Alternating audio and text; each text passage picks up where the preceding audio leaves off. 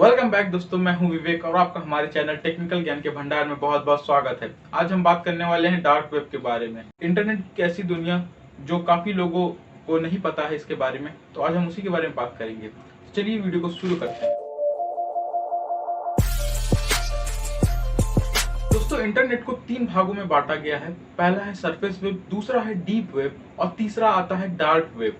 सबसे पहले हम लोग बात करते हैं सरफेस वेब को। हम लोग visible web, indexed web, indexable web और लाइट नेट के नाम से भी जानते हैं। जैसे कि हम लोग इसके नाम ही से पता चल रहा है विजिबल वेब, यहाँ पे हम लोग को सारी चीजें विजिबल रहती हैं। हम लोग यहाँ पे सरफेस वेब को हम लोग आराम से एक्सेस कर सकते हैं। आप कोई भी इसे आराम से एक्सेस कर सकता है और इसे किसी भी सर्च इंजन द्वारा एक्सेस किया जा सकता है।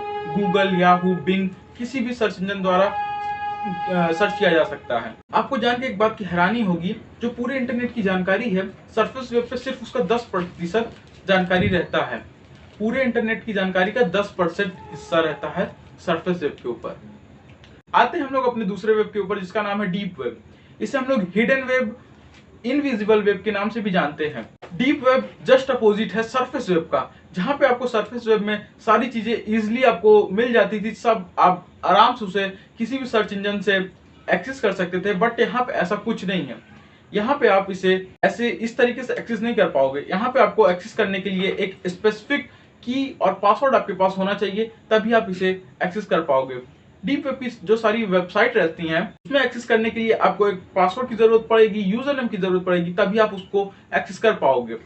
जैसे कि एग्जांपल लेते हैं हम लोग, जैसे हमारा जीमेल अकाउंट है। क्या हम अपना जीमेल अकाउंट को गूगल पे सर्च करेंगे तो हम लोग का अकाउंट खोल के आ जाएगा? नहीं आएगा। हम लोग को अपने जीमेल अकाउंट में एक्सेस करने के लिए किस चीज की जरूरत होती है? पासवर्ड की, यूजर नेम की जरूरत होती है, तभी हम अपने अकाउंट में एक्सेस कर पाते हैं। इसी तरह जितने भी आपको वेबसाइट मिलेंगे, वहां पे आपको इसी तरह की पासवर्ड की जरूरत पड़ती है। डीप वेब पे बड़ी बड़ी कंपनियां अपने कॉन्फिडेंशियल डाटाज और कई सारी इंपॉर्टेंट फाइल्स, कई सारे साइंटिफिक रिसर्च के डॉक्यूमेंट्स रहते हैं, जिसे वहां के सिर्फ वही कर्मचारी खोल सकते हैं जिनके पास उसका स्पेसिफिक पासवर्ड है, की है, सिर्फ वही उसे एक्सेस कर सकते हैं। हम लोग अपने तीसरे वेब के ऊपर, जिसका नाम है डार्क वेब। यहाँ पे आपको काफी सारी इलीगल एक्टिविटीज देखने को मिलेंगी। यहाँ पे ऐसी ऐसी लिंक होती हैं, ऐसी ऐसी साइट्स होती हैं, जिससे आप अपने सर्च इंजन से सर्च करते रह जाओगे, लेकिन आप कभी वहां तक पहुंचोगे ही नहीं। इसके लिए आपको स्पेशल ब्राउजर की जरूरत होती है, जिसका नाम है Tor browser, the onion router. आप सिर्फ द अनियन रूटर से ही इसे एक्सेस कर पाओगे।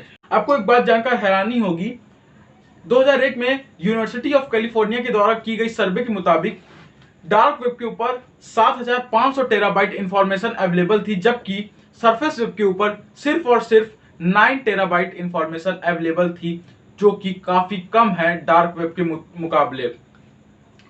अब जानते हैं इसके ऊपर क्या क्या होता है डार्क वेब के अंदर। डार्क वेब के अंदर आपको सारी की सारी इलीगल एक्टिविटीज देखने को मिलती हैं। यहाँ पे fake passport, fake identity cards, fake debit cards, credit cards, fake licenses and illegal weapons. Dark web पे एक साइट थी जिसका नाम है सिल्क रोड। इसे 2013 में यूएस इंटेलिजेंस के द्वारा बंद करवा दिया गया है। यहीं से सारी इलीगल एक्टिविटीज हुआ करती थी।